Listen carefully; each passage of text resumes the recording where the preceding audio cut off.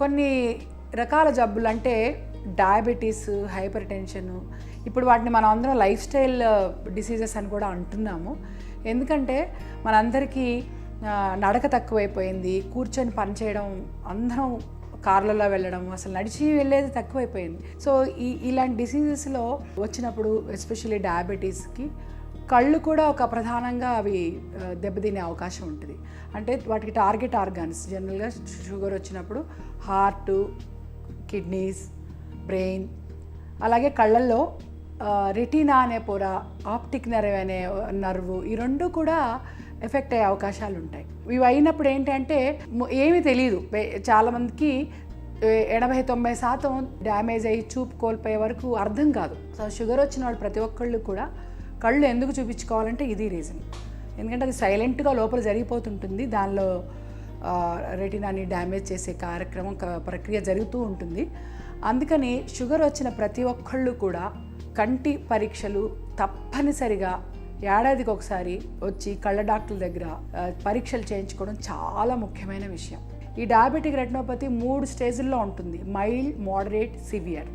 So mild స్టేజ్లో కనుక మేము చూసినప్పుడు హెచ్చరిస్తాం, స్ట్రిక్ట్గా కంట్రోల్ చేయాల్సిందే షుగరు, ప్రతి నిమిషము కంట్రోల్ చేయండి, లేకపోతే ఇది మీ రెటినాని దెబ్బతీసే అవకాశం ఉంటుంది అని చెప్తాం. సో ఆ స్టేజ్లో కనుక మీరు జాగ్రత్త పడితే అది కూడా మంచిదే.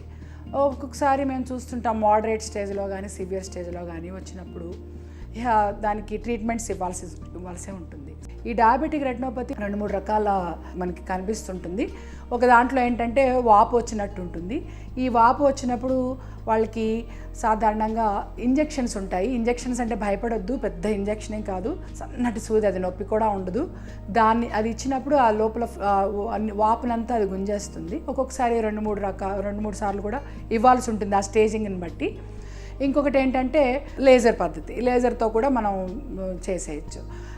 అయితే దానికి ప్రత్యేకమైన స్కాన్స్ ఉంటాయి. ఆ స్కాన్ బట్టి మాకు తెలుస్తుంది అది లేజరే చేయాలా, లేదు ఇంజెక్షను లేజర్ 2 చేయాలా, ఇలాంటివన్నీ. ఇంకొక స్టేజ్ ఏంటంటే లోపల బ్లీడ్ అయిపోతుంటుంది. బ్లీడ్ అయిపోగానే సడన్గా చూపుపోతుంది, మొత్తం లోపలంతా రక్తం చేరుతుంది అనమాట. దీనికి ఏంటంటే సర్జరికల్గానే దీన్ని డీల్ చేయాల్సి ఉంటుంది.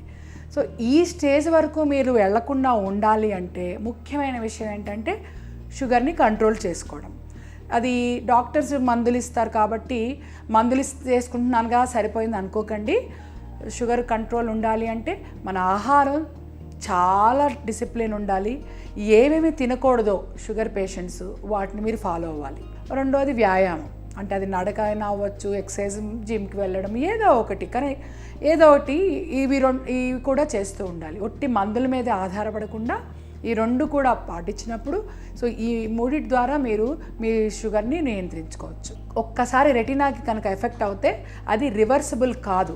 కంట్లో 2 రివర్సిబుల్ ఫినామినా. అదేంటి, మీకు క్యాట్రాక్ట్ వచ్చినప్పుడు అది తీసేసి మేము లోపల లెన్స్ పెట్టేది. అలాగే చనిపోయిన వాళ్ళు కళ్ళు దానం చేసినప్పుడు మనం కంటి మీద ఉండే నల్ల పొర, కార్నియా అనే పొరని మారుస్తాం. ఈ 2 మార్చగలిగేది. రెటినా అవ్వచ్చు, ఆప్టిక్ నర్వ్ అవ్వచ్చు. ఇవి షుగర్ ద్వారా ఎఫెక్ట్ అయినప్పుడు వీటిని తీసి ఇంకోటి మటుకు పెట్టలేము.